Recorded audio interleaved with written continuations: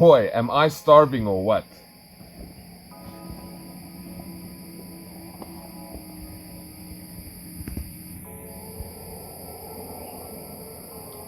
I think it's time that we make some curry.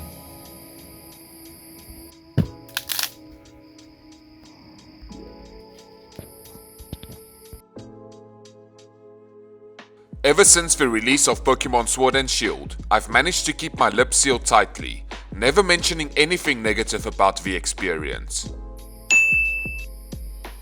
Now that the next main entry in the series has been released, the time has come.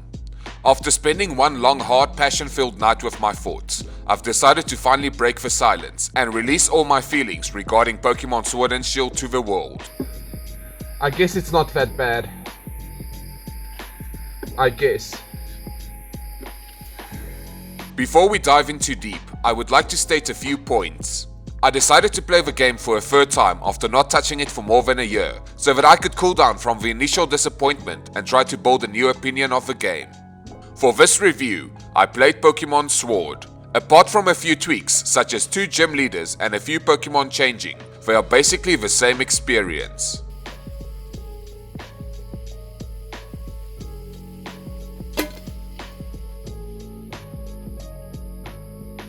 I'm only looking at the base game and not the DLC. The DLC does help to solve some of the issues with the game and add some of the features we wanted, but most people experienced the game without it and basically had their fill with this game before the DLC got released. Before I want more of a game, I first want to be convinced that I want to spend more time with that game.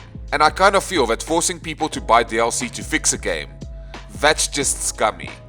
The next thing I want to bring to your attention is that there is a white Toyota Nissan number plate JOEMMA that forgot to switch its lights off.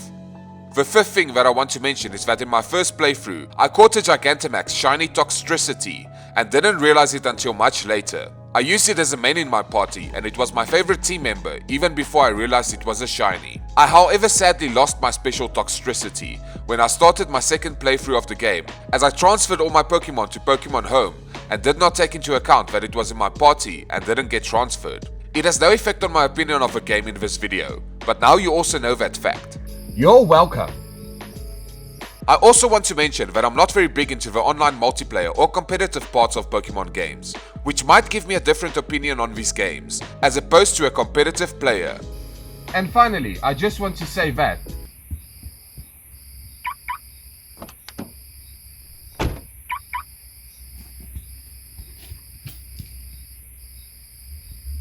Pokémon Sword and Shield has been out for a while, releasing in November 2019. It was the first mainline Pokemon game to be released on the Nintendo Switch, and was supposed to be the best Pokemon experience ever, as the franchise shifted from a handout to a home console, allowing for so many new possibilities. We've had a few Pokemon games on the Switch that were released before this, such as some spin-off Pokemon mobile games, as well as Gen 1 remakes of Pokemon Yellow, Pokemon Let's Go Pikachu and Pokemon Eevee, which were supposed to fill the gap, so that Game Freak can have a little bit more time to create the greatest Pokemon adventure ever. Pokemon Sword and Shield helped to add new ideas to the franchise and launch it into a new and bolder direction that fans were asking for. Exploring a big open world where we could run around freely, find Pokemon in the wild and catch or battle them to our heart's content is the dream that a lot of Pokemon fans have had for a long time, and we got exactly that. But they executed it in a strange way, which upset some people and gave the game a very negative reputation around its launch, with some very vocal fans complaining about all the game's problems. I'm glad that I've kept my lips sealed until now. So let's start off with a positive. I like most of the newly added Pokemon, as well as the Galarian forms of some of the older ones. There are a few of the newly added Pokemon that feel a bit dull, but I feel that overall most of them are great new additions to the franchise, with even the starters and the evolutions not being bad. This of course comes down to personal preference, as there are apparently people out there who don't have the same top 10 Pokemon as me. Everyone is allowed to have their own opinions about the Pokemon they like the most, even if their choices are wrong. The starters all feel like good companions for your journey, and it was actually difficult to pick one. Obviously, Scorch Bunny is the right choice. Some of the newly added Galarian forms they included in the game are awesome. I especially love Galarian Meowth with its new Berserker evolution. So cool. An evolution for Meowth that could stand on its two hind paws is something I've wanted for the cat Pokemon for a long time, and I love the direction they went with for it. All the newly added Pokemon and the new forms of old Pokemon were enough to get me extremely excited for this new big adventure in the Pokemon universe. But then they had to go and mess up the Pokedex. Game Freak did the unimaginable and announced that they were axing some Pokemon from the game, and that we will be getting a much smaller Pokedex than we expected.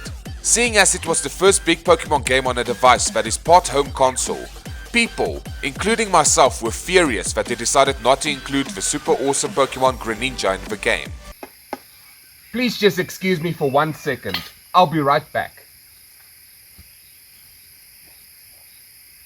Why? The exclusion of certain Pokemon such as Rattata in the game baffles me, as the Galar region is based on the UK, and we all know what they are famous for. That's right, the Spice Girls. Other Pokemon that would have been perfect for this game are Pokemon such as the Lillipup line, which is basically a Yorkshire Terrier, the Snubbull line, which is based on an English Bulldog, the Ducklet line, which is based on swans, which are UK's royal birds, and Greninja. Pokémon Sword and Shield was released with a combined total of 400 Pokemon that was obtainable through the two games, meaning that there were less than 400 Pokemon available in each version of the game. Oh, sorry, I forgot just one thing. I'll be right back. Are you kidding me? What the actual Back then, it didn't make any sense that they would not just include all the Pokemon. Why wouldn't you want to make everyone happy with the first big installment, instead of making fans of a certain Pokemon upset that they couldn't use their favorite Pokemon in the first mainline game? They later fixed this a little when they added more Pokemon that could be obtained in the new DLC, be traded from Pokemon Home, or obtained in special events. You could obtain these Pokemon even without the DLC, through trading, but there was still no Greninja. After thinking about the Pokedex gate for a bit, it kind of makes sense now. It would actually be dumb if there was a game or region that includes all Pokemon we know of, unless there is substantial reasoning behind it. Imagine living in a region with only 150 Pokemon, and then you find out that the UK has over 900 Pokemon just because people wanted it that way. It would be pretty cool though. There are certain Pokemon only available in certain regions, and some that won't survive in other regions due to the kind of habitat available. We even see this through regional forms of Pokemon, as the environment affects certain Pokemon to the extent that their forms even change. If all Pokemon, including legendaries, were all available in one spot, why would people bother exploring other regions of the Pokemon world? Or why wouldn't they make this region the first stop in their journey then? Including all Pokemon in one installment would break the idea of different Pokemon being available only in certain regions of the world, and give us no incentive to explore the next region. After all this time, the move to restrict the Pokedex makes a little more sense to me, and I'm kind of okay with how the Pokedex turned out, even if it was far from the perfect scenario. While I agree that they should only make a certain amount of Pokemon available in every Pokemon game, I feel that they should not restrict the ability to transfer Pokemon you caught in previous adventures. Restricting certain Pokemon from the list just doesn't make any sense. Why is it possible to transfer a frog with a plant on its back and not a frog that is literally a ninja? I mean, have you seen a picture of the UK? There are ninjas everywhere. You just can't see them with an untrained eye due to their invisibility powers. That's a terrible joke. Out of all the Pokemon games I've played, this one had one of the most okay stories. When I was finished with the game's storyline, I had a feeling of certainty in my soul that... Yep, that was a Pokemon. The story starts off slow, and still follows the most basic progression paths, where you need to defeat 8 gyms on your journey and then fight the final big battle to become the Pokemon champion. In this region, you need to be endorsed by someone in order to partake in the gym battles. But luckily, this happens fairly easily. The game's story has some elements of uncovering the history of the darkest day. The game unfortunately doesn't add much variety to the basic Pokemon story to make it stand out, but I did find myself enjoying the plot a bit later on in the game. Overall, it is not that bad of a story for a Pokemon adventure. I would have just liked them to flesh out the overall roster of characters a bit more. But then they had to add Hop. Fucking Hop. After playing this game for about 25 minutes, even my 9-year-old son asked me if there was a way to avoid Hop because he was becoming too irritating. I too can relate to that feeling. Because I'm still a child at heart. And because Hop is f***ing annoying. After a while, I started wishing that Hop would just hop off and not show up anymore. Every few steps you take, he just has to hop in to give you a piece of useless information or challenge you to another battle where you end up wiping the floor with him. His personality and overall character felt like one of those kids with a runny nose that wants to see which games you have on your phone. Even if they reduced the number of interactions you had with Hop through the journey by half, it would still be too many interactions with this dumbass character. He puts a stop to your journey every time you just want to go catch some Pokemon or find the next location on your own. I don't know why they keep doing this, but I'm so tired of rivals that don't feel like proper rivals in Pokemon games. They always choose the weaker starter type and never feel like a real challenge. Maybe I'm just spoiled by days where I was told by my rival that they'll tell their sister not to lend me a map, but I would really love to see the return of a real asshole rival that gives me a reason to want to kick their ass. I want a rival that I want to defeat, and not just one that holds my hand and tells me that I'm doing great every 4 steps. I want them to tell me that they'll smell me later, and then just pop up every now and again to insult me and show me how underleveled my team is. Hop, f***ing bitch, piece of shit, f***ing Hop, I hate you! Now back to the story. The story has some moments that stand out, with some characters that are quite cool, such as Kabu, who you find training in a cave. I was hoping to see this character pop up through my journey, but interactions with a lot of these characters are few and far between, not feeling like you get to spend enough time with them, or that they are actually a part of the world. The main story is also very linear, and it feels like that's all there is to do in the game. There are no fun side missions, or stories that flesh out more of the world, or send you down another path. Everything happens in a certain order. There are no surprises, and NPCs also don't have much to say, making the world feel really flat. You win this one, Flat Earthers. But that being said, the post-game sucks. It adds a new chunk of story to the game, but the story feels unnecessary.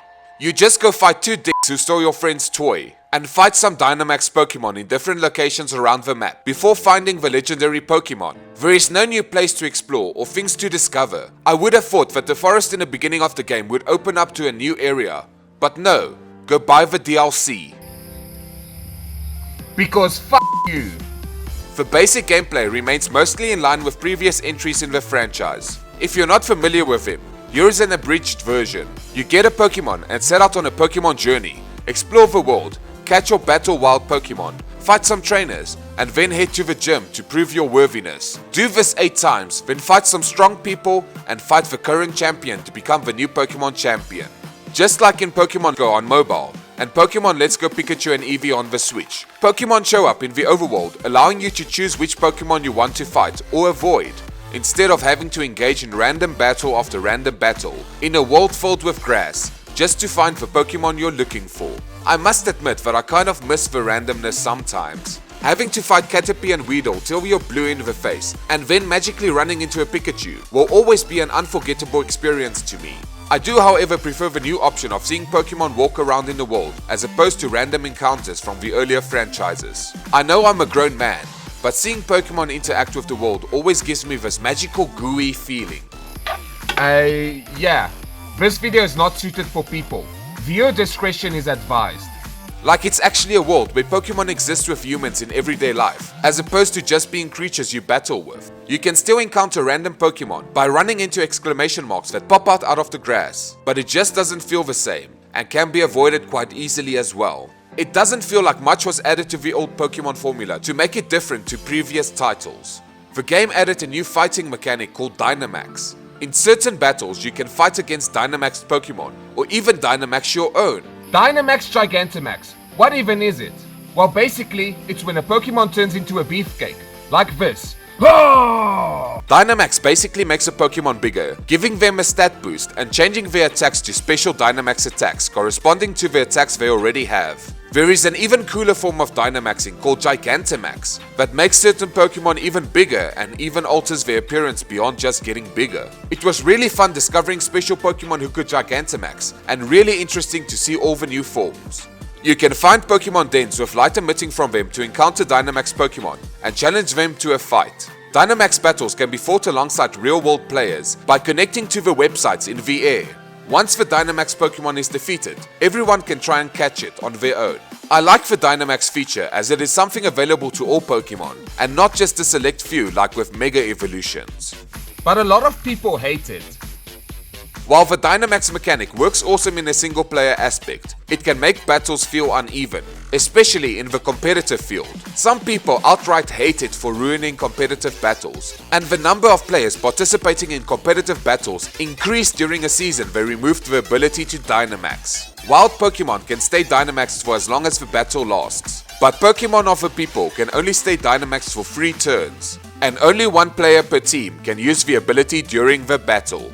I have to admit that there are some problems with Dynamax battles outside of the competitive scene as well. Dynamax battles always feel the same, with bullshit shields appearing when you damage the opposing Dynamax Pokemon enough. You then have to attack the Pokemon a number of times to break the shields before being able to damage them again. It feels like a feature added just to pad out and ruin what could have been the most fun part of the game. The battle also ends once 4 Pokemon have been knocked out, which can sometimes feel unfair when playing with NPCs. It's not perfect, but it was a fun addition to see this giant Pokemon tower over you. Small little things ruin what could have been a Gigantamax of an experience. The Pokemon franchise has had an experience share item for the longest time. This allowed you to let a Pokemon gain some experience without you having to let it participate in battle. It allows you to quickly get your Pokemon stronger without having to go through the grind of training each Pokemon individually. In Pokemon X and Y, they made the experience share an item that made all Pokemon gain experience, but you had the ability to turn it off if you so desired. In Pokemon games on the Nintendo Switch, it seems like they have no intention of ever letting you turn it off. Why? I hate the experience share system used in modern Pokemon games, as it feels unbalanced most of the time, and like I'm trying to rocket my way to a strong team. From a competitive aspect, it's cool, but it's my biggest frustration when trying to enjoy a Pokemon game my way. I often had to avoid battles to prevent my party from overleveling and disobeying me. The ability to not switch it off takes away from my ability to enjoy the game the way I always used to, which was by grinding my team while the perfect montage song plays. Swapping out Pokemon in your team is made really accessible with a newly added way to access and swap your Pokemon, even while out in the world. Actually, that feature was already added in Pokemon Let's Go Pikachu and Eevee. So I guess it was nice that they kept it. This feature allows you to swap out Pokemon on the go to avoid overleveling them, but I don't want to have to do that. Sometimes I just want to try and play with a certain party and have a journey with him, but they make it impossible. Experience share is one of my least favorite features in recent Pokemon games, and the main reason I don't enjoy them as much as I enjoy older entries. It makes me feel disconnected from my party and raising them, which is something I loved most about older Pokemon games. A feature I almost forgot about was camping, as I never really utilized it that often. In most places in the world, such as the wild area, you can set up a tent whenever you want. Setting up a tent allows you to interact with your Pokemon in a very limited way. Wait, this video was supposed to highlight the positives of these games. Oh screw it, we've gone too far. You can play with your Pokemon by throwing a ball or wagging a stick at them. Yay! You can also make a curry using ingredients you collected to heal or revive your Pokemon at the camp instead of having to make your way back to the Pokemon Center. It's okay as a minigame, but it always just felt so tedious cooking curry just to heal. Look at me now! And get this, camping gives your Pokemon even more experience, for some reason. Why did you choose to be this way? Speaking about the weather, in Pokemon Sun and Moon, they introduced the new Pokeride system where you could use certain trained Pokemon to traverse the world. This was a big step in the right direction for the franchise, and one that I really enjoyed. When Pokemon Let's Go Pikachu and Eevee came around, they expanded this idea of riding Pokemon by adding the ability to use certain Pokemon in your party to traverse the world, and it was magical. In Pokémon Sword and Shield, they completely abandoned the concept. Instead, they take away your ability to distinguish between different colored lights by making you use a bike.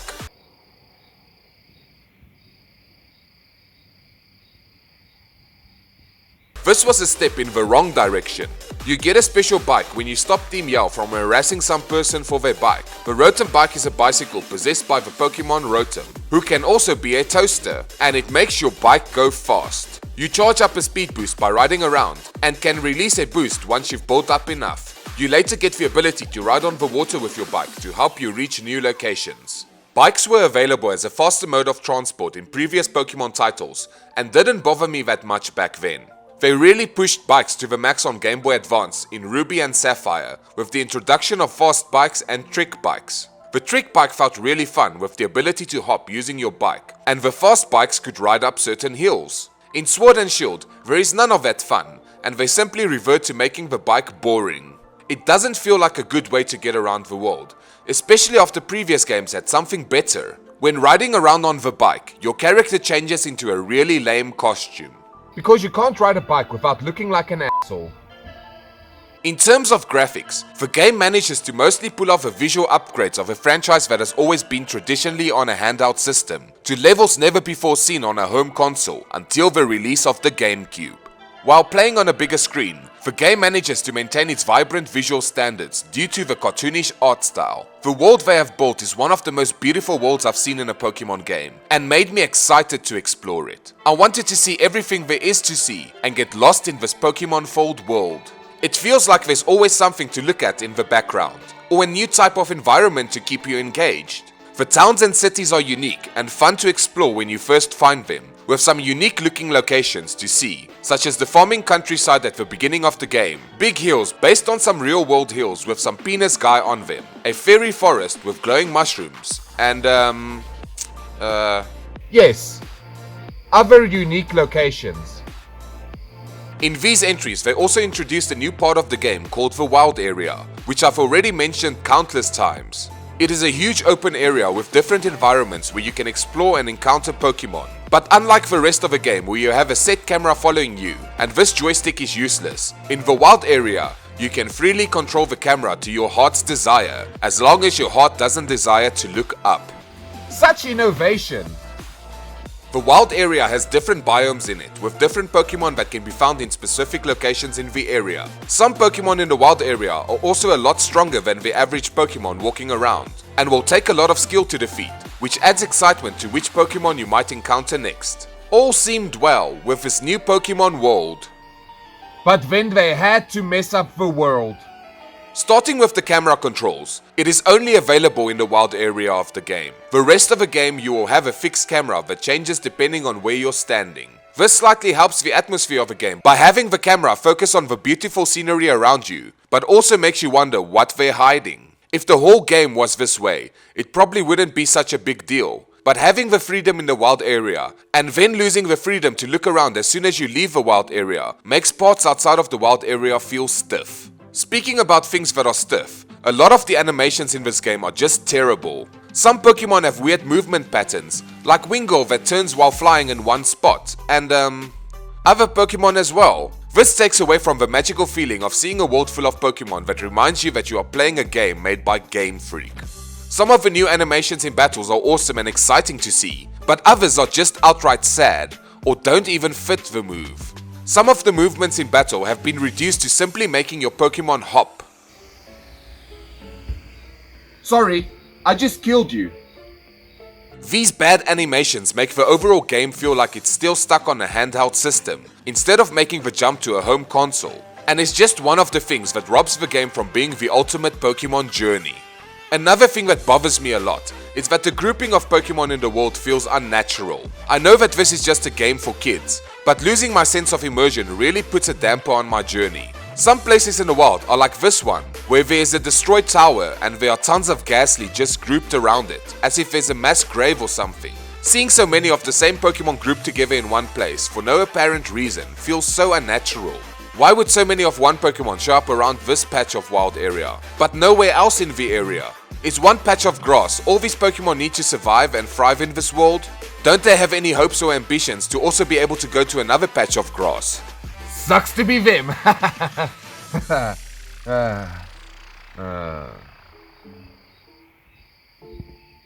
There are some places where a single Pokemon walks around and feels more natural, and is more of what I wanted, instead of what they ended up giving us. There's one location that spawns an evolution every day, and it felt so awesome finding this location. But then you turn around and there are just tons of these giant Pokemon surrounding the location, spoiling the immersion of the moment for me. Seeing a piece of grass so dense with a certain Pokemon makes finding where that Pokemon spawns feel less rewarding. The wild area also feels a lot smaller than it initially seemed. You can get from one side of the wild area to another pretty quickly, especially when you obtain the Rotom bike. At first, it feels like a ginormous area that will keep you busy for hours on end. But once you've explored the area once, it feels like you've seen it all, and that there is actually less to do or see than what I hoped for. As I mentioned, some of the cities and towns are awesome and unique enough, but on the other end of the spectrum are some of the most boring and forgettable cities, towns and locations as well. One example of this is a town where everything has been closed down, reducing it to a single street. Story-wise, it is interesting, and they could have done so much with it by adding a maze of alleys or something.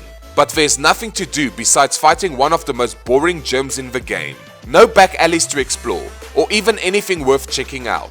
In the wild area, there's this old tower surrounded by Ghastly as mentioned before. At first, it looked like an interesting location to head towards, until I realized that the landmark served no purpose besides being a landmark.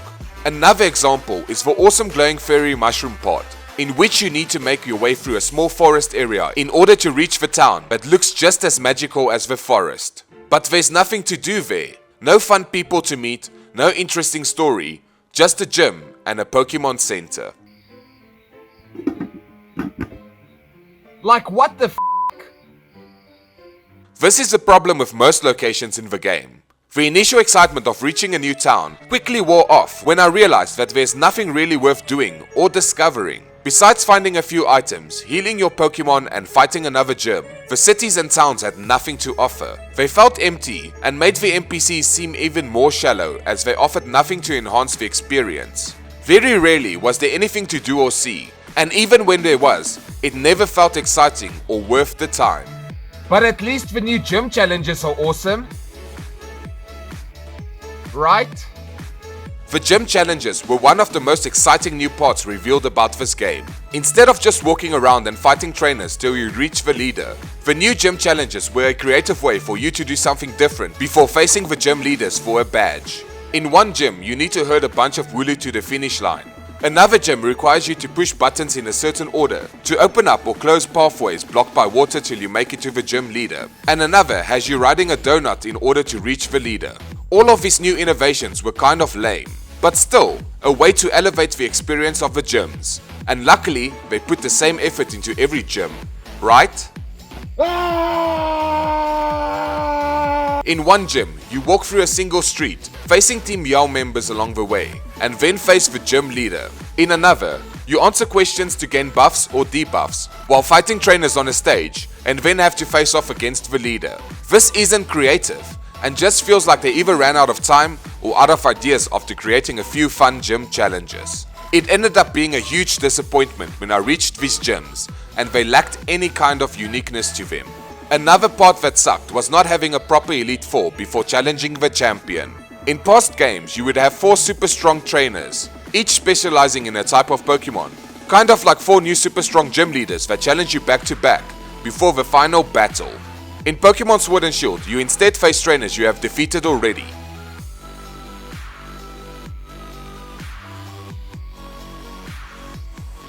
I was hoping for some new strong challenges that would justify my training and build up towards the ultimate conclusion. And instead, I had to ruin a bunch of poor trainers' day all over again. Sadly, it takes away from the big conclusion I was hoping for. In Pokemon Let's Go Pikachu and Eevee, they gave us a way to have a co-op experience by letting you take on the adventure with a second player. This mechanic had its flaws, such as the second player not having any real option to interact with the world, party Pokemon being shared, and battles becoming too easy.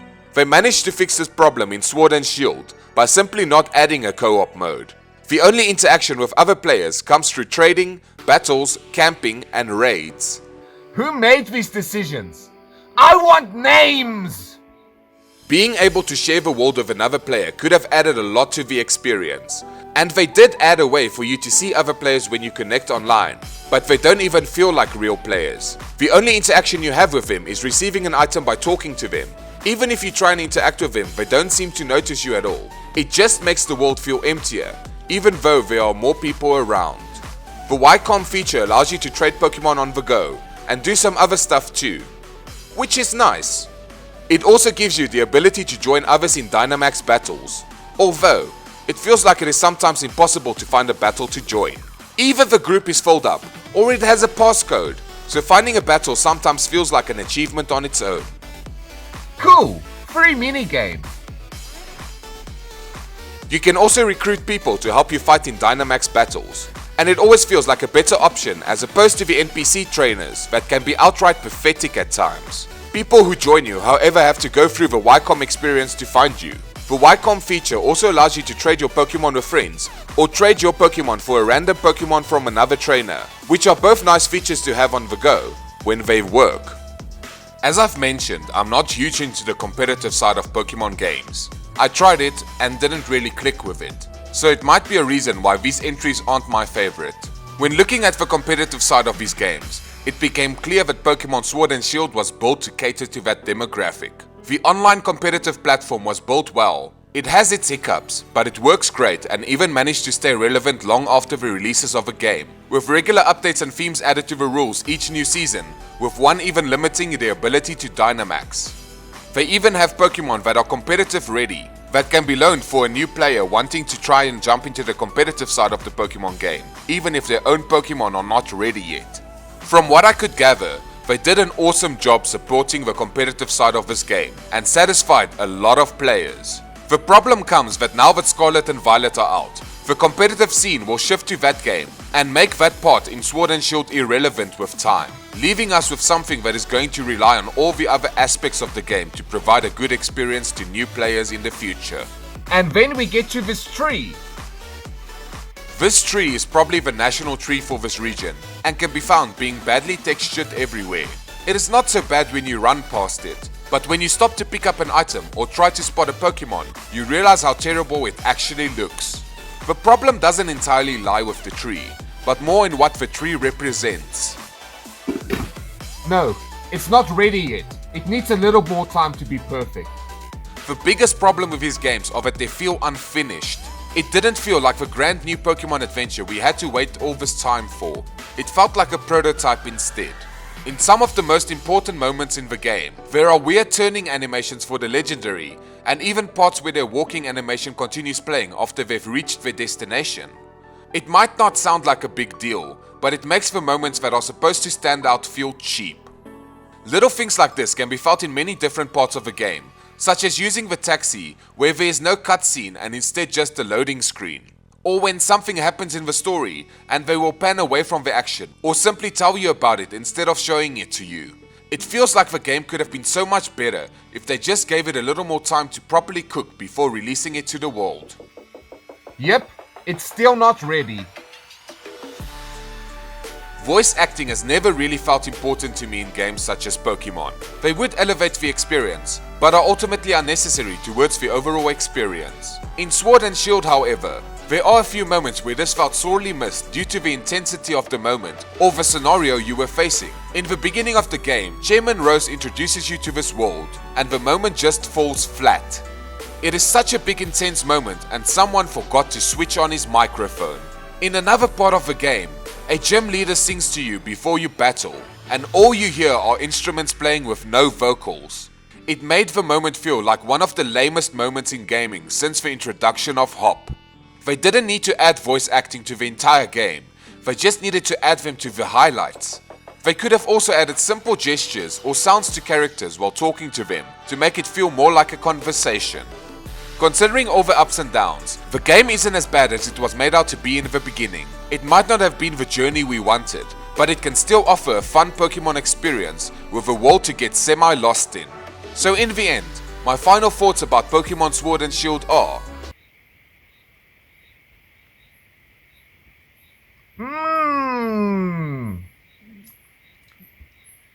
Disappointing.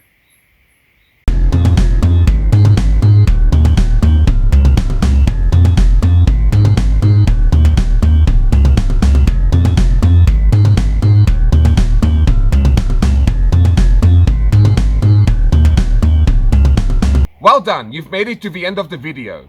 I applaud you. So you want to hear the real reason that I can't recommend this game? It's because it turns you into a cyclist. Learn the damn rules of the road.